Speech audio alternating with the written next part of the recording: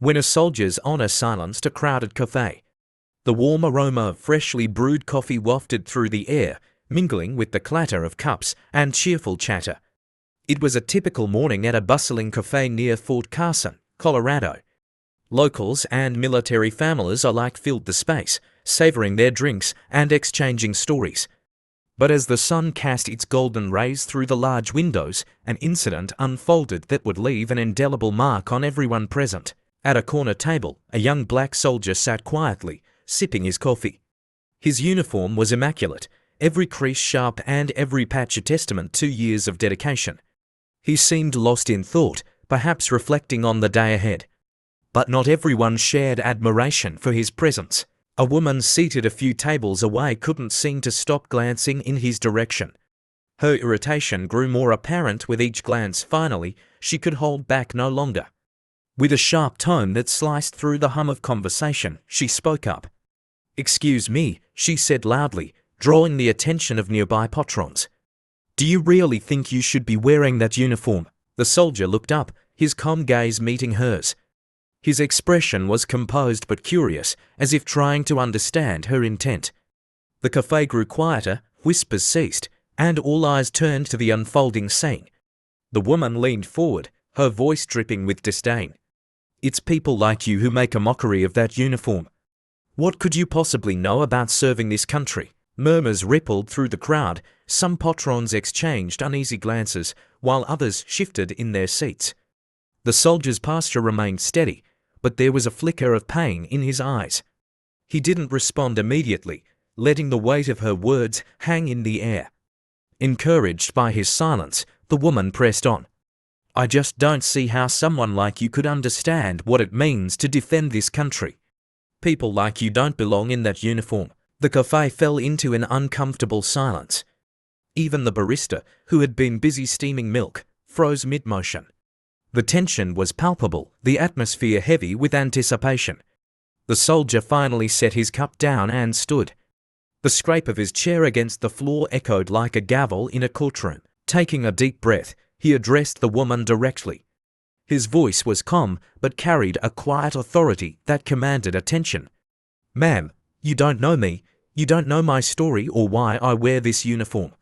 But since you've brought it up, maybe it's time you and everyone here heard it." All eyes were on him now. The café's usual hustle and bustle had come to a standstill. Even the clinking of cutlery ceased as the patrons leaned in to listen. "I enlisted right out of high school," he began.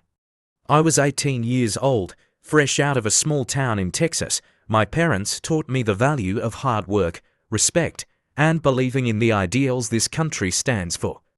Joining the military wasn't about recognition for me.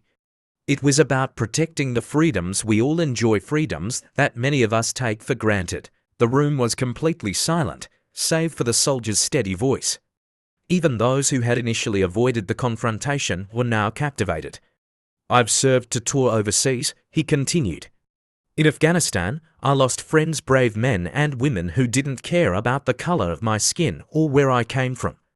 They only cared about one thing, whether I had their back, and I did, every single time." His voice softened, but the emotion in his words was unmistakable. "There was one mission I'll never forget. We were called to a village after a bomb had gone off. It was chaos, families torn apart, homes reduced to rubble. Amid the devastation, I found a little girl. She couldn't have been more than 6 years old. Her parents didn't survive, but she did because I carried her out of the rubble with my own hands." He paused, his gaze sweeping across the room. "Do you know what she said to me? She didn't thank me for being a soldier. She thanked me for being kind, for saving her life. That moment reminded me why I do what I do." The woman's face turned pale. She shifted uncomfortably in her seat, her earlier bravado replaced by visible regret. But the soldier wasn't finished. "So, when you say I don't belong in this uniform, you're not just insulting me. You're insulting every person I've served with. You're insulting the sacrifices we've made, the lives we've saved, and the values we've fought to uphold. This uniform isn't about who wears it. It's about what it stands for, and I've earned the right to wear it." The café erupted into applause. An older man near the counter, a Vietnam veteran judging by his hat, stood and saluted. "Thank you for your service," he said, his voice thick with emotion. One by one, other patrons echoed his sentiment. "Thank you. We're proud of you." Even the barista, who had been frozen in place, offered a fresh cup of coffee. "This one's on the house," she said, her voice barely above a whisper. The woman who had sparked the confrontation looked down, her face flushed with shame. After a moment, she spoke. "I'm sorry," she said softly. "I didn't know. I shouldn't have assumed." The soldier nodded, his expression kind but firm. "Apology accepted," he said.